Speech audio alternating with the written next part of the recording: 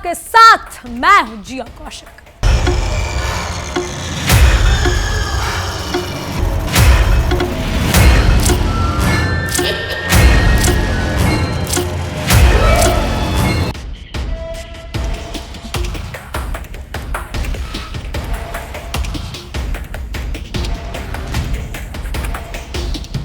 क्या अमेरिका की चौधराहट और दादागिरी की सनक आखिरकार पूरी पश्चिम एशिया को एक ऐसी खौफनाक जंग में झोंकने जा रही है जहां से वापस लौटने का कोई रास्ता नहीं बचा। जी हां, दुनिया इस वक्त बारूद के उस ढेर पर बैठी है जिसका फ्यूज खुद वॉशिंगटन ने बैठकर सुलझाया है।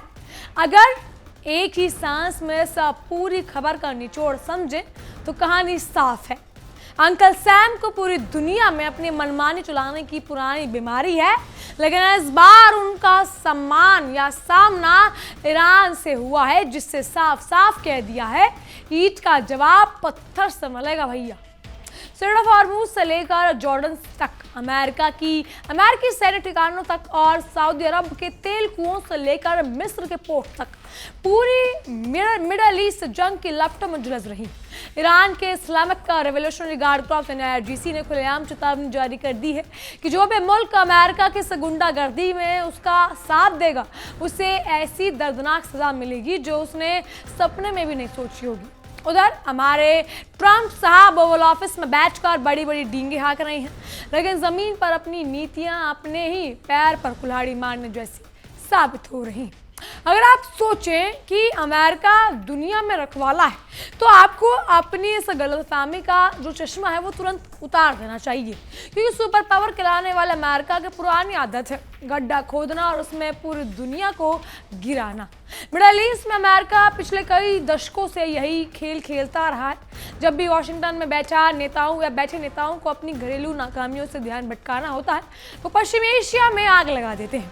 लेकिन इस बार ईरान की IRGC ने अमेरिका को आईना दिखाते हुए कड़े शब्दों में चेतावनी जारी कर दी है कि अमेरिका और उसके सहयोगियों की ये दादागिरी अब और नहीं चलने वाली। ईरान ने साफ कर दिया है कि अगर उसके संप्रभु अधिकार पर हमला हुआ तो वो अमेरिका को उन तमाम गुलामों या गुलाम मुल्कों की ईंट से ईंट बजा देगा जो अमेरिका की शह पर नाच रहे हैं। उधर अमेरिका के राष्ट्रपति डोनाल्ड ट्रंप का अपना अलग ही ड्रामा चल रहा है, मानो दुनिया की विदेश नीति नहीं बल्कि कोई रियलिटी टीवी शो चल रहा। जब उनसे मिस्र के बंदरगाह पर चलते हुए गैस जहाजों और बढ़ते तनाव पर सवाल पूछा गया तो डोनाल्ड ट्रंप बड़े ठसके के साथ बोलते हैं, ये तो बस वही पुरानी बातें हैं, अब हमारी बारी करारा जवाब देने की। डोनाल्ड ट्रंप का ये बयान सूप बोले तो बोले, छलनी भी बोले जिसमें बेहतर छेद जैसा लगता है। खुद तो पूरी दुनिया में शांत इलाके में आग लगाते फिरते हैं और जब सामने से करार थप्पड़ पड़ता है तो सोशल मीडिया पर कैमरे के सामने आकर विनाशकारी हमले करने की धमकियां दे डालते हैं। ट्रंप के इस खोखली कूटनीति ने अमेरिका को आज इस मोड़ पर लाकर खड़ा कर दिया जहां ना उगलते बन रहा है और ना ही निगलते। बात जब स्ट्रेट ऑफ हॉर्मुज की आती है तो ये समझ लीजिए कि ये सिर्फ पानी का एक रास्ता नहीं है बल्कि पूरी दुनिया की अर्थव्यवस्था की शह रग है।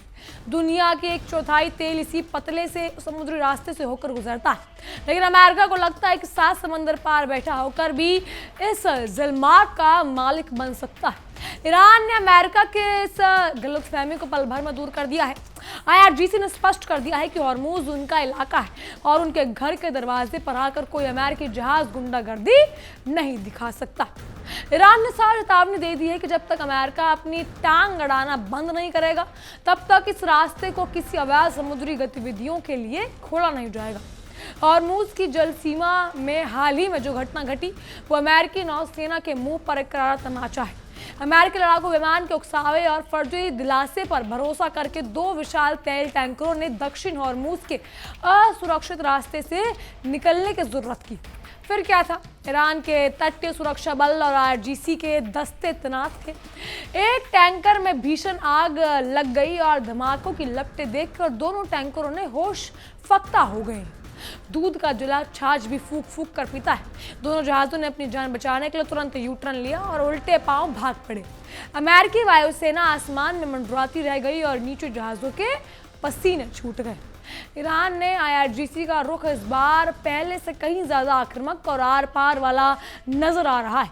IRGC ने अपने आधिकारिक बयान में खुले शब्दों में कहा कि स्ट्रेट ऑफ हॉर्मूज हमारे क्षेत्र में और इस पर हमारा पूर्ण नियंत्रण है। हजारों किलोमीटर दूर बैठकर हुक्म चलाने वाले अमेरिकी अधिकारियों को अब ये समझ लेना चाहिए कि आदत अब बिल्कुल खत्म हो चुकी है। ईरान साफ कह चुका है कि कोई भी विदेशी ताकत उनके समुद्री क्षेत्र में आकर दादागिरी नहीं दिखा सकती, और अगर कोई ऐसा करने की कोशिश करेगा तो उसका अंजाम वही होगा जो उन 2 तेल टैंकरों का हुआ।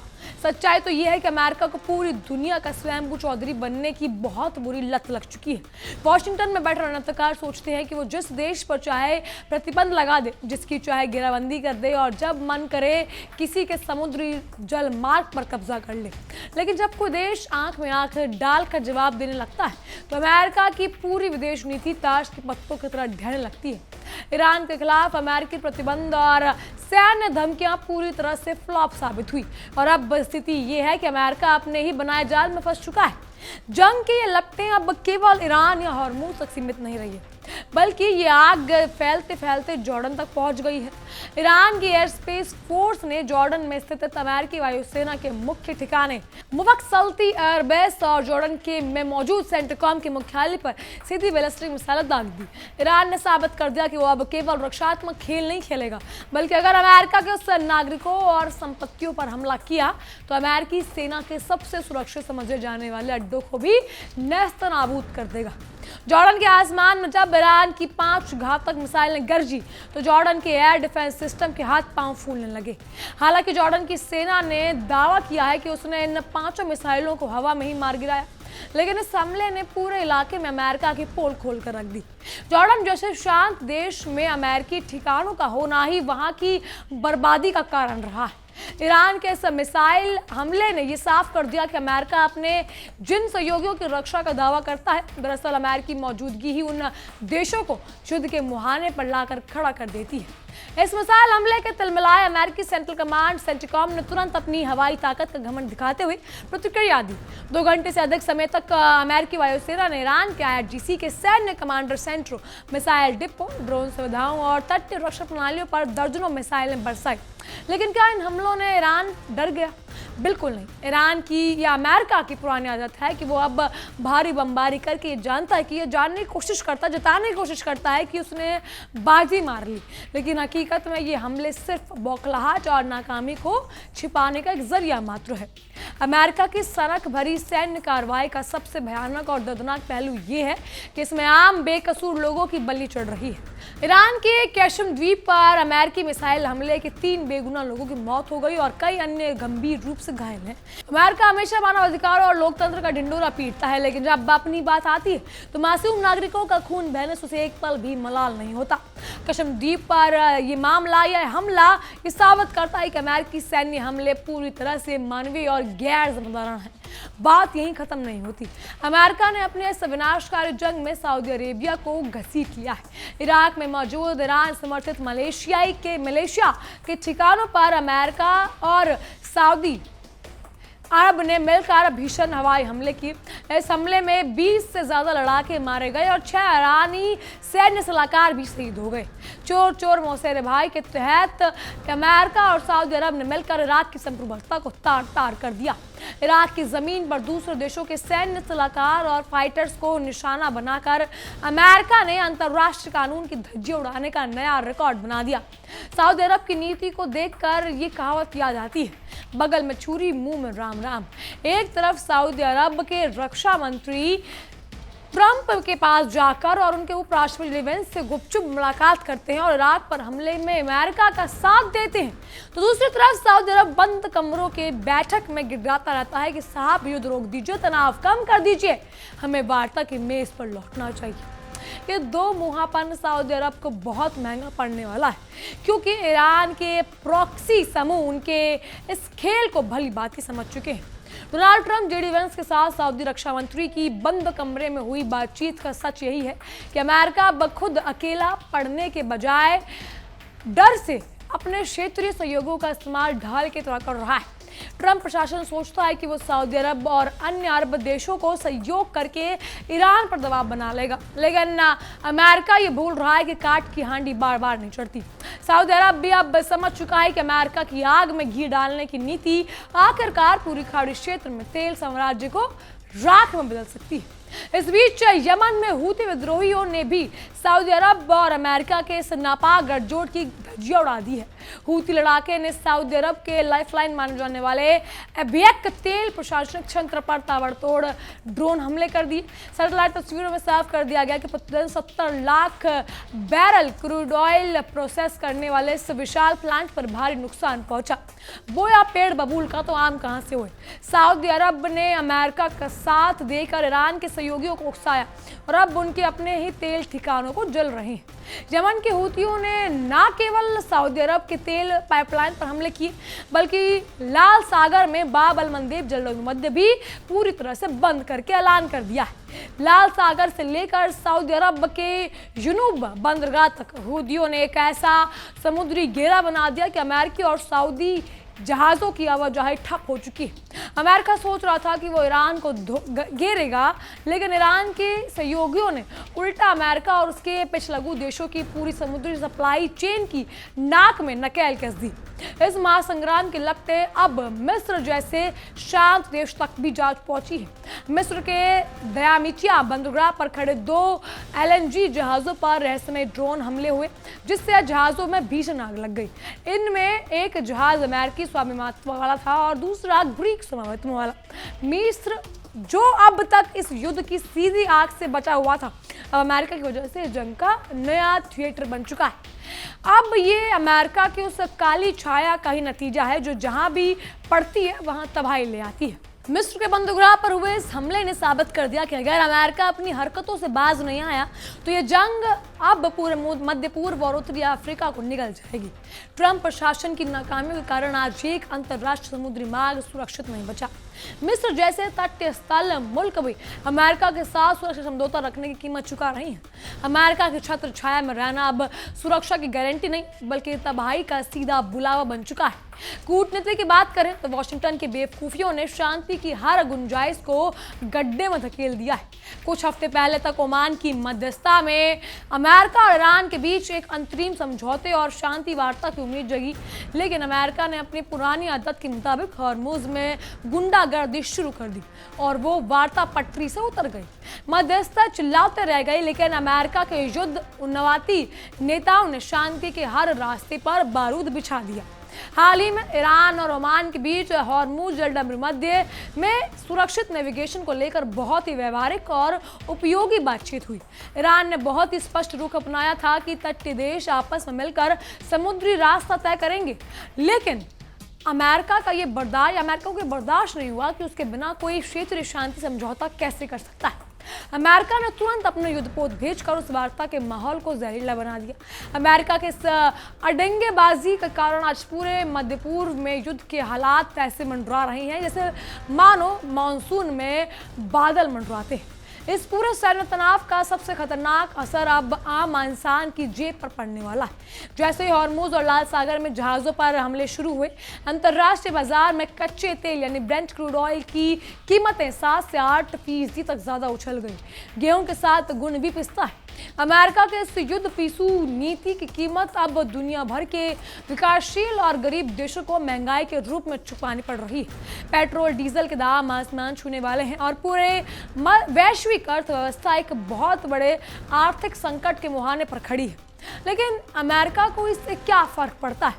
वॉशिंगटन के हथियार निर्माता और मिलिट्री इंडस्ट्रियल कॉम्प्लेक्स तो यही चाहते हैं कि दुनिया में जंग चलती रहे ताकि उनके हथियार बिकते रहें। अमेरिकी रक्षा मंत्रालय यानी पेंटागन पहले ही अपने आधुनिक हथियार और मिसाइलों के घटते स्टॉक को लेकर रोना रो रहा है, लेकिन अमेरिकी टैक्सपेयर्स का खून पसीने का पैसा अपने ही देश के स्कूलों अस्पतालों पर खर्च होने के बजाय मिडिल ईस्ट में निर्दोष लोगों पर मिसाइलें गिराने में फूका जा रहा है। अमेरिका अपनी बर्बादी की कहानी खुद लिख रहा है। खुद अमेरिका के अंदर भी अब ट्रंप सरकार इस हिंसक और नासमझ विदेश नीति का भारी विरोध शुरू कर चुके हैं। अमेरिकी जनता पूछ रही है कि जब देश की अर्थव्यवस्था डामाडोल हो तो सैकड़ों अरब डॉलर दूर दराज के मुल्क के जंग में लड़ाने को क्या बर्बाद करना जरूरी है। 5 महीने चला रहा ये संघर्ष अमेरिकी जनता के लिए बीच बेहद अलोकप्रिय हो चुका है, लेकिन वॉशिंगटन के अहंकार में अंधे हो चुके नेता अपने ही नागरिकों की चीखों को अनसुना कर रहे हैं और आग से खेलने की जिद पर अड़े हुए हैं। एक संस्कृत में बहुत मशहूर मुहावरा है या कहावत है, विनाश काल विपरीत बुद्धि। वॉशिंगटन के रणनीतिकारों की हालात आज ठीक वैसी हो चुकी है। वो सोचते हैं कि अपनी अत्याधुनिक तकनीक और घातक मिसाइलों के दम पर पूरे पश्चिम एशिया को दबा लेंगे, लेकिन ये भूल चुके हैं कि वो वियतनाम से लेकर अफगानिस्तान तक अमेरिका को अपनी अति आत्मविश्वास और घमंड की वजह से दुम दबाकर भागना पड़ रहा है। ईरान के खिलाफ भी अमेरिका का वही हश्र होने वाला है। ईरान ने इस बार दिखा दिया कि असिमेट्रिक वॉरफेयर और क्षेत्रीय नेटवर्क यानी प्रॉक्सी स्ट्रेटजी के जरिए कैसे दुनिया की तथाकथित महाशक्ति के छक्के छुड़ाए जाते हैं। अमेरिका के पास भले ही बड़े बड़े एयरक्राफ्ट कैरियर हो, लेकिन ईरान के सस्ते ड्रोन, सटीक बैलिस्टिक मिसाइलें और हॉर्मूज की भौगोलिक स्थिति में अमेरिकी नौसेना की कमर तोड़ कर रख दी है। अमेरिका अब समझ नहीं पा रहा है कि वो ईरान की इस रणनीतिक घेराबंदी से कैसे बाहर निकले। आज पूरी दुनिया का लॉजिस्टिक्स और सप्लाई चेन सिस्टम पूरी तरह चरमरा गया है, चाहे वो फारस की खाड़ी हो, ओमान की खाड़ी हो या फिर लाल सागर।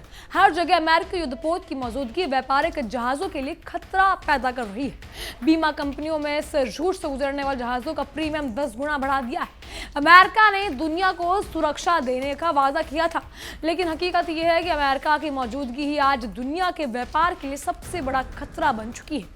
डोनाल्ड ट्रंप की कथित या तथाकथित ताकत के जरिए शांति यानी पीस थ्रू स्ट्रेंथ की नीति दरअसल पूरी तरह अहंकार के जरिए तबाही साबित हो रही है। ट्रंप सोचते थे कि धमकियां देकर वो मिसाइलें दागकर वो ईरान को घुटनों पर ला देंगे, लेकिन इसके बिल्कुल उलट ईरान और जायज और ज्यादा आक्रामक और मजबूत होकर उभर रहा है। ट्रंप के इस बचकाने और अड़ियल नीति ने अमेरिका को पूरी दुनिया में अलग थलग और बदनाम कर दिया। आखिर में बात बिल्कुल साफ है, पश्चिम एशिया आज बारूद के उस मुहाने पर खड़ा है जहां एक छोटी सी चिंगारी भी पूरी दुनिया को तीसरे विश्व युद्ध की आग में धकेल सकती है। अमेरिका अगर अब अपनी चौधराहट का भूत अपने सर से नहीं उतारेगा तो उसे ऐसी ऐतिहासिक और करारी हार का सामना करना पड़ेगा जिसकी गूंज सदियों तक सुनाई देगी। अब देखना यह होगा कि क्या वॉशिंगटन के हुक्मरानों को समय रहते अकल आती है या वो अपने अहंकार में पूरे महाद्वीप को राख बनाकर दम लेंगे। बहरहाल इन सब पर आपकी क्या राय है हमें कमेंट के जरिए जरूर बताइएगा। फिलहाल के लिए इतना ही, बने रहिए हमारे साथ और देखते रहिए हमारी खास पेशकश विश्व युद्ध। देखिए इंडिया डेली 24/7 अब आपके स्मार्ट टीवी पर। इंडिया डेली मौजूद है सभी डिजिटल प्लेटफॉर्म पर लाइव और लगातार। इंडिया डेली 24/7 हर दिन राष्ट्र को समर्पित।